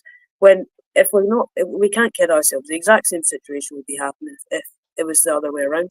And that was just my point on that. Graham? I don't know what to say. I mean, I think Paul's got a valid point because he's trying to be balanced in his. I know we're talking about Rangers, but he's trying to be balanced and basically say, well, if you look at what happened to Celtic last season, fans are fickle. We all want our teams to do well. And I think the point Paul's trying to make is, yes, it's what Rangers fans did is wrong. But you look at Celtic last season, they were having sacked the board chants and stuff and booing Santa. Yet this is what I said 2 weeks ago. And again, I'll be called out for this, but that's fine. I'm old enough and wise enough to take it. But I do think at times Celtic fans are very entitled. Not all of them, some of them, because they win everything. They win every trophy. They win every league. But the minute things don't go well, the minute they don't get a chance over the line, they start moaning about it. It's a sense of entitlement for some fans. Like I said, not all of them, but some of them. I go on Twitter, I go on social media, and I see Celtic fans moaning about stuff. Even yesterday, if you look at the whole VAR thing, the whole VAR review show that I spoke about at the start of the show, where it showed the thing about the referee telling Tom Lawrence not to tackle. The people that had most problem with that were Celtic fans, going, oh, it's like he's coaching them. It's like there's a real sense of paranoia with some Celtic fans. I will again clarify, not all of them. There is a real sense of paranoia among some Celtic fans that I always find hilarious at times. But listen, I'm a Hearts fan. If Hearts are not doing badly, I'm not going to start criticising players. I'm not going to go in the park or go excited and say, oh, you're rubbish and all that kind of stuff. That's not what I would do. There's ways to do it. You can voice your criticism, but I just think the way that Rangers fans have done it, for example, is wrong. You don't go back to Ibrox and start having a go at the players like that. It's wrong. And I think, again, I feel sorry for Tavernier because he gets a lot of stick, which I don't understand why he gets that much stick, given what I've just said earlier about the stats that he's got. It's ridiculous. It's not just him. Yes, he's the captain, but it's not just him that's on the park. It's the rest of his teammates that are not doing enough. And I know there was it yesterday, the day before? They had some meeting with Clement or something. There was apparently a shareholder meeting and stuff. I don't know what came out of that. But Wednesday night, yeah. Wednesday night. I mean, Rangers at the moment, they are struggling. There's no doubt about that. And, that game against Celtic Park, we said on the show after the game, Rangers started that game well. They were actually right in that game, but the minute the first goal goes in, their bottle crashes. And that's actually the word that was used as well. There's not a lot of Rangers players in that team that I don't think have got the bottle for the fight. And assuming what I think happens tomorrow and Celtic beat us, which they probably will, that gap's going to go to 8 points after only 5 games. Now, if Rangers fans were discontent before, that's going to get a lot worse if they then get beat by Dundee United. By the way, that could happen because United have been very impressed with them so far. Can I also come in on something quickly? Sorry. Yeah. Just on the sort of Rangers situation at the moment, yes, it's absolutely not ideal. They should not be in the position that they're in. But as you said, they started the derby quite well. They were miles behind to start with at the start of this season. They're light years behind where Celtic are at the moment. They can't. I know that in the Old Firm, it's very much win or lose. Like it's between the two. If one wins the league, the other team loses basically everything. But the point I would like to make is that it needs to be gradual steps. You're not going to come in after a season of which Rangers had a decent chance at winning the league last season. Let's not kid ourselves. They had a very good sort of spell under Clement, which was the purple patch when he came in, which happens with a lot of new managers. But we can't sit here and pretend that Rangers are on the same level as Celtic and that they should have went to Celtic Park and won last week. I think the reaction after was very sort of blown out of proportion, in the sense that I know a lot of the frustration wasn't on the performance itself, it was the all-round package. But I think the fact that they went out when they played the Old Firm, yes, it was a humbling scoreline, but they can't expect to win these games when they're in the scenario that they're in at the moment. So I think picking out Tavernier, you can't just blame him for the 15, 16 players who went out on that park who are not on the same level as Celtic at the moment. At the end of the day, if you're going to direct your anger, direct it to the people who are picking the team, who are choosing the players, who are providing the funds for the players. I mean, they don't even have their home stadium ready yet. They're in a very negative situation as a club. I just think directing all your anger at the captain's it's just a very strange decision. And I know that you're going to kind of pick out the one player on the park who takes the responsibility, which is the captain. But yet again, Tavernier was not the worst player out on that park in the Old Firm. Robin Proper, who was the one who I was definitely the most not let down by, but he was definitely, for me, the worst performer on the park. You didn't see anything about him after the derby. So I just think the reaction was quite poor. And the one thing that kind of highlights the way that Rangers fans kind of go on sometimes, as I said, some of them, is that the one time that Rangers have won the league in the last decade, there was no fans in the stadium to boo them off the park. So if you want to take it in that sort of cynical way, you can. But I think that there is definitely detrimental aspects to the Rangers fans at the moment. And yet again, some of the Rangers fans at the moment. What I find crazy about the Celtic Rangers games, and I've said this so many times on this show about Celtic Rangers games, even now, Rangers don't seem to have figured out you have to stop Callum McGregor dominating these games, because he dominates every single Old Firm game and not one Rangers player gets anywhere close to him. And it was the same 2 weeks ago. Nobody stopped him. People said, Connor Barron's there now, he'll sit on him. Callum McGregor ran the show and he runs every single game. Surely as the Rangers manager, you look at that and go, right, we need to get somebody to stick on McGregor, stick tight to him, and don't let him dominate this game, because he literally dominates every single game and not one Rangers player gets close to him. And he does it every time. Philip, come on, Mikey was talking about the game today. He says, well, every manager says this when they get beat, but especially after a kind of Glasgow derby, he says, I would prefer a game after the Celtic game, but that's all because of the international break. Obviously, they would want to get back to winning ways, but Dundee and Mikey will have something to say about that, Mikey, on Sunday. Yeah, they will. Dundee United have had a good start. They've came to Tynecastle, which is a notoriously very difficult place to come. And they didn't dominate the game, but they weren't absolutely battered off the park. There was no sort of indication that they were really holding on at any point in the game. And I mean, Dundee United, I didn't expect them to have the start that they did. They're above Rangers in the table at the moment. I mean, Rangers will obviously go in as favourites because Rangers are a better side than Dundee United.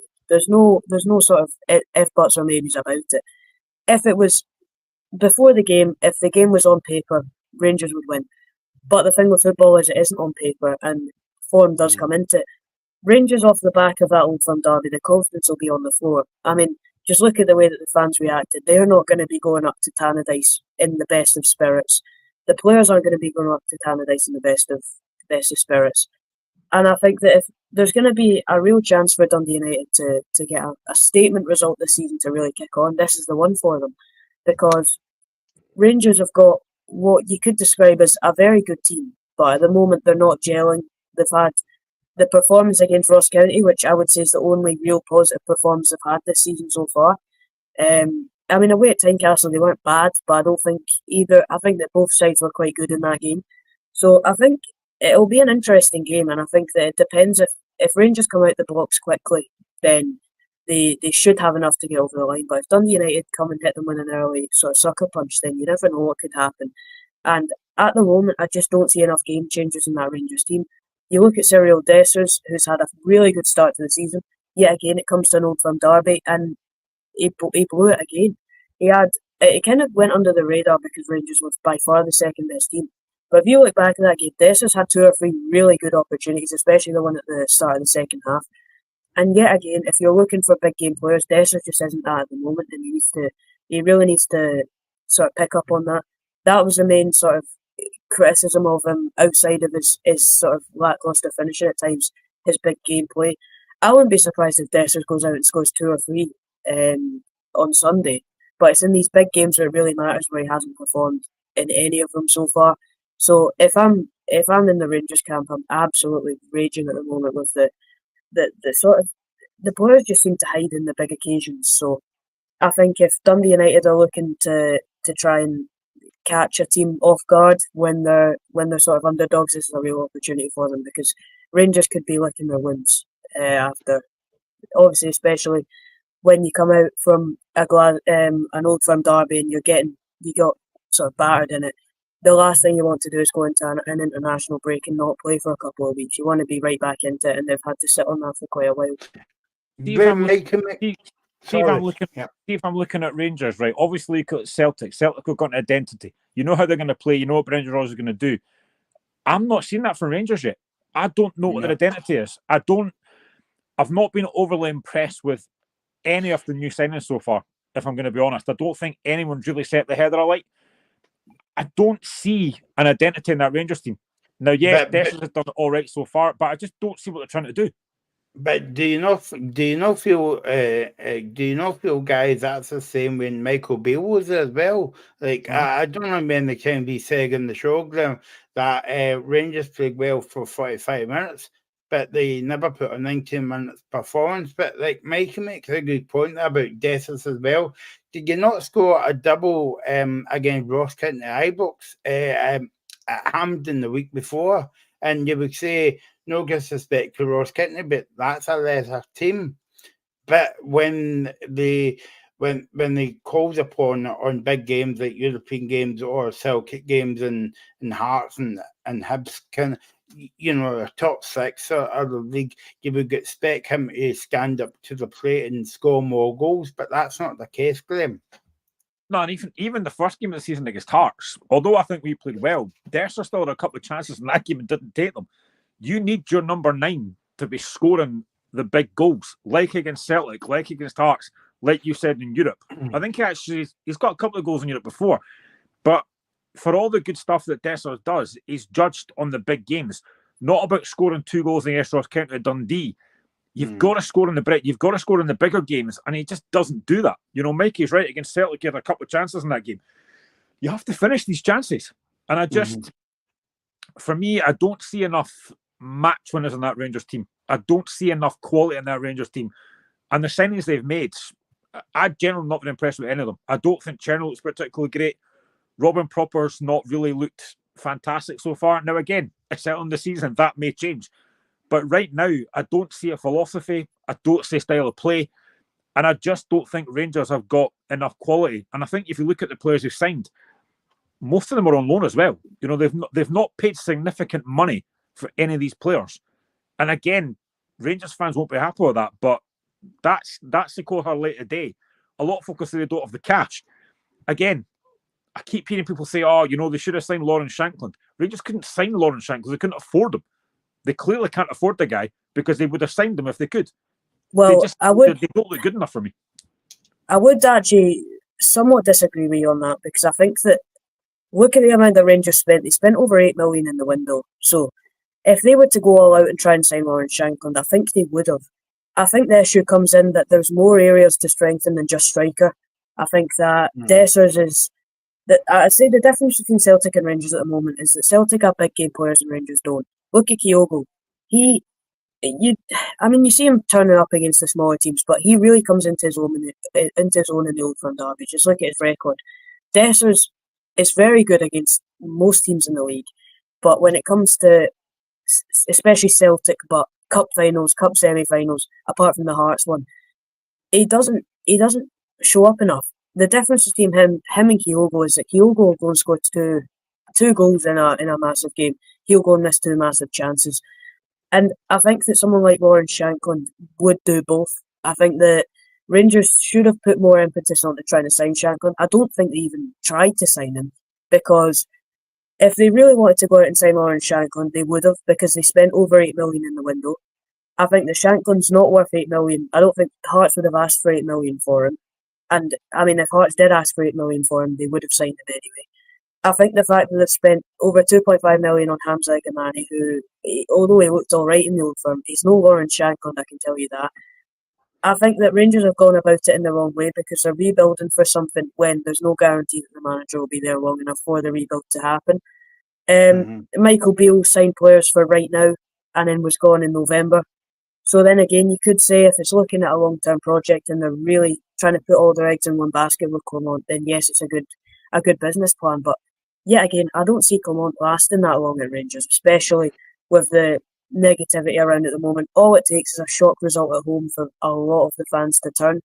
I mean, under Michael Beale, if you look at the start of last season, there was discontent with him, yes, but there was no sort of urgent need to get him out from the Rangers fans. It was a culmination of games, but I think that obviously the one that was the main one was the loss to Aberdeen.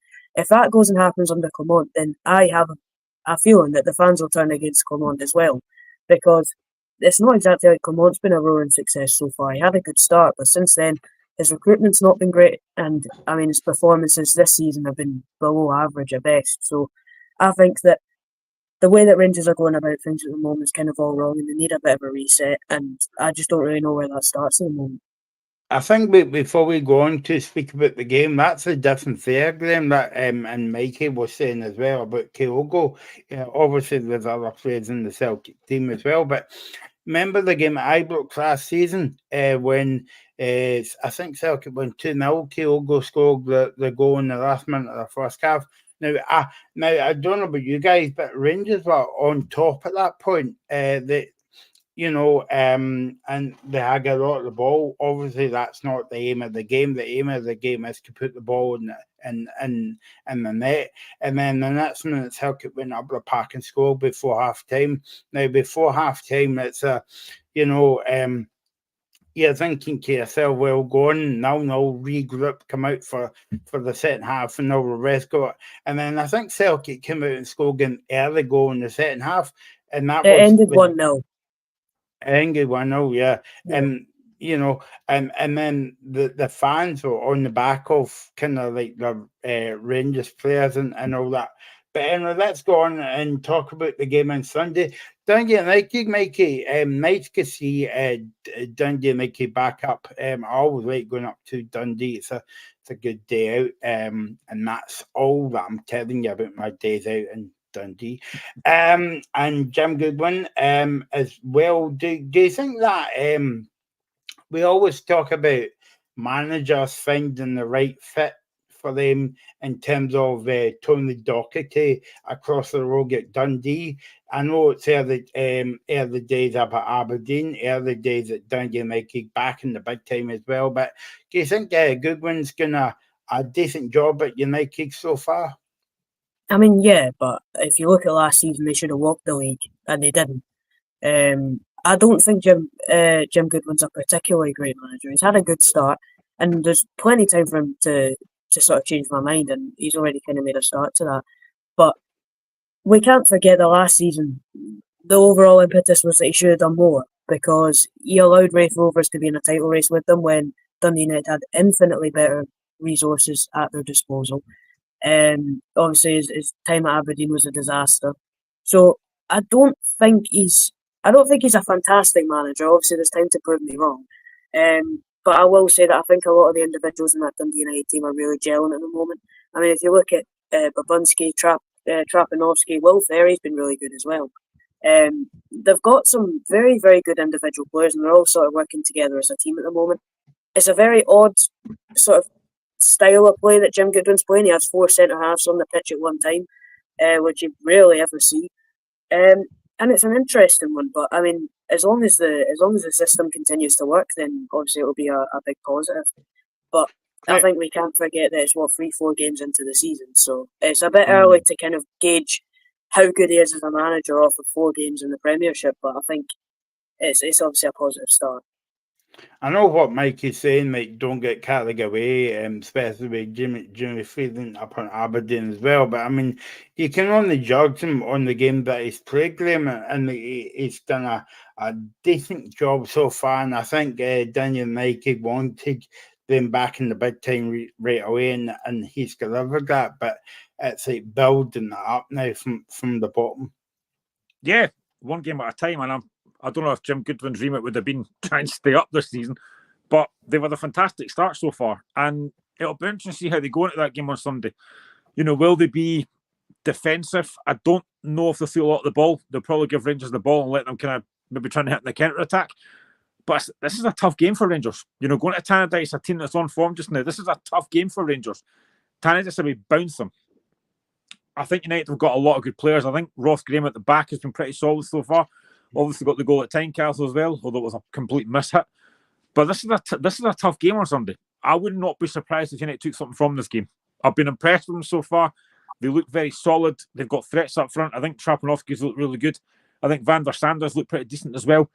So yeah, this is not an easy game for Rangers at all. And I would not be surprised if United got something out of this. Yeah, because I'm not right in saying Mikey, was it the last time Dundee United was back up, and was it the second game in? They beat Rangers up at Tannadice. Was it 2-1 or 1-0 that game? Well, that was in 2021. They came up in 2020. So yeah, I think they beat them 1-0. It was a Robson goal. Who obviously won them the game that day.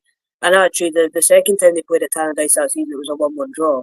So if you look at it that way, they've not had a bad run against Rangers. And I don't think you can count them out because, as I said, Rangers are not coming into this on top form. They're not got good confidence. Dundee United will be quite, maybe not sky high confidence, but they'll have very much positives from beating who was comfortably the third best team in the league last season. Without it being very one-sided, I think they at least matched Hearts in spells of the game. So I think they have an opportunity on Sunday, and I think that I think it's much more of a game that Dundee United can get something out of, compared to what it was in 2021, because them beating Rangers was Rangers' first defeat in over a year and a bit. So, I mean, yeah, it's very much a game that Dundee United can look forward to and look to try and win. And if they lose, then there's nothing really lost from that, because when you're a team the size of Dundee United, you can kind of take the 2 games, well, the games home and away against Celtic and Rangers, and maybe not write them off, but not expect anything from them. So I think that the fact that they've got the opportunity to go and get something is obviously showing some very positive signs for them. And Glenn, we always speak about big support. On Sunday there will be a big support coming up from Glasgow, but Dundee United they've got brilliant home support and away as well. Yeah, I mean, the last time I was at Tannadice was, I think it was 2006 under George Burley. That's the last time I was there. But I used to quite like going to Tannadice. Decent trip, and it'll be a decent atmosphere on Sunday. I was impressed by their travel support at Tynecastle a couple of weeks ago. I thought it was a really good backing they gave them. And they'll be up for this on Sunday. It's going to be a very difficult game. I really think Rangers could struggle here. You would think with the quality Rangers have got, I mean, I say quality, but you think with the player Rangers have got, they should win this game. But honestly, United have been very impressive. I was going to ask Mikey, I know it's early in the season, it's only 4 games in. Mikey, do you think there's any chance United could be top 6 this season? Because I get asked this all the time. Do you think they could finish top 6 this season? Or is that just a little bit too much? I think there's an open door there, for sure, because, I mean, off the start, the Hibs and Hearts have had 2 very much well-known top 6 sides. Yeah, there's an opportunity. Dundee United, for me, are a top 6 side. They're big enough to be, they should be in that sort of top 6 fight every season. And Dundee weren't expected to go and get top 6 in their first season back either. So I think there's an opportunity there. Whether they'll do it, I think it's too early to kind of gauge. I think that, especially when it gets to the sort of festive period, you lose players to injuries, your entire season can be derailed by 1 or 2 key injuries. But yet again, if you put the shoe on the other foot, then it could help them because other teams around them might get the same sort of treatment. So I think it'll be interesting. I think that we need to see how Hibs and Hearts bounce back because I think, as I've said, all it takes is one win for Hearts for their confidence to kind of re-spark a little bit. Hibs, although the results aren't looking great, they've been sort of improving recently. So yeah, I think that it'll be very tough for them. But I mean, there is an open door there at the moment if you look at it. So yeah, I think they'll be there or thereabouts, but we really can't tell them now because there's so many variables that go into a season that I think it's too early days to gauge things. Before we move on, Graham mentioned a point, and I've got to apologise. I'm never mentioned at the top of the show. Jogs Burley came out on Monday that he's undergoing treatment for cancer. No matter what football team you support, we're all behind you, and our thoughts and prayers are again sent out to the family at this time as well. So keep well, Jogs, and we would love you back in the game very, very soon. Okay, let's look at the championship then, and we always talk. I mean, Graham, this is like the third time I'm going to mention about a derby tonight because of it. We've got 5 derby and we've got Friday night, Friday 5 football. Too many F's in that sentence, by the way, just because I'm sober. Me sober. Okay, moving swiftly on. 7:45 tonight. It is confirming against Brave Rovers. Tomorrow we've got Airdrie against Falkirk, Ayr United against Packet Thistle. That is a tasty game indeed. Livingston against Hamilton and Queen's Park against Morton. What's your pick of the game there, guys? Well, there's only really one. Dunfermline Wraith because it's a derby. I would say Ayr United v Partick Thistle will be the best game of football. But I mean, you can't overlook a derby, especially what's actually a very underrated and good derby, in my opinion, Dunfermline Wraith. So yeah, definitely that one for me. Graham? Yeah, it has to, doesn't it? You know, neither of them started very well. I had Wraith at the top of the table. Well, neither of the top of the table start the season. It's early days, I know, but I don't think Dunfermline have looked particularly great so far this season. I think they could be in big trouble this season. Wraith, I think, will pick up now they've got Neil Collins in.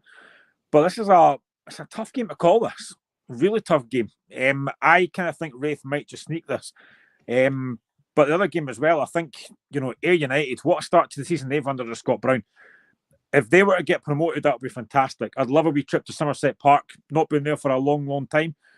But that could be a cracking game tomorrow, that Ayr Park game. Yeah, Ayr United again, Packet Thistle, Livingston and Hamilton. I would maybe go there for the pies, Mikey, as well. But that's the games tomorrow.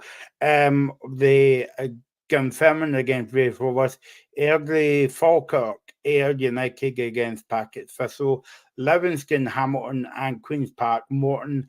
We'll be back on Sunday with the review of the weekend games, Scarkin and Dundee United against Rangers. And then busy week next week, guys. We'll be on Wednesday and Thursday for the European games as well. Looking forward to it. Both nights begin at 6 o'clock to preview the games, and then we'll be on at 10 o'clock to pick the bones out of the games. Right, I just thought, 6 minutes left on the show. I just thought we'd mention this because a big shout out to the Olympics and Paralympics games. That France getting a wonderful job. A magnifico. I don't know if you say that in France or not. But I'll say that anyway. They've done a brilliant job at covering the games as well, Channel 4 and BBC. But it's just a pity at the games, Graham, because you get Team GB and all that, and I'm for Team Scotland. But however, I think it was Victoria and Australia won the bid for the Commonwealth Games in 2026. but because of the cost of living crisis and all that, it's not happening. And then Glasgow was favourite, and it looked as though yesterday I wasn't coming to Glasgow, but 2 hours ago, before we came on air, Australia has offered to fund the games in 2026 in Glasgow. What do you make of that news, Graham? Brilliant news. Yeah, it would be. You know, the 2014 one in Glasgow was absolutely fantastic. I actually quite enjoyed that. Only thing I didn't like was the fact that John Barrowman and Karen Dunbar sang. So hopefully we don't have to have that again. But overall, it was very well done. You know, there was a lot of folk talking about, will it work in Scotland? It did. I thought it was a fantastic occasion. And it'd be great to have that back again. You know, it just goes to show that Scotland can actually handle these big occasions. We've proved that. So hopefully we can do it again. And I hope that, that Scotland can get it again. I think, I'm sure I saw something about, is it 10 events this time rather than 14 like it was last time? Or something like that, I think it was. Yeah, 10 events. It's going to be a scale back games this year as well. Yeah, I think honestly, if Scotland get it again, it would be fantastic, because I genuinely thought the last time was very, very good. It was very well run. There was no massive issues, I don't think. So yeah, if Scotland get it again, fantastic. But just please don't let John Barrowman and Karen Dunbar sing again, because that ruined it.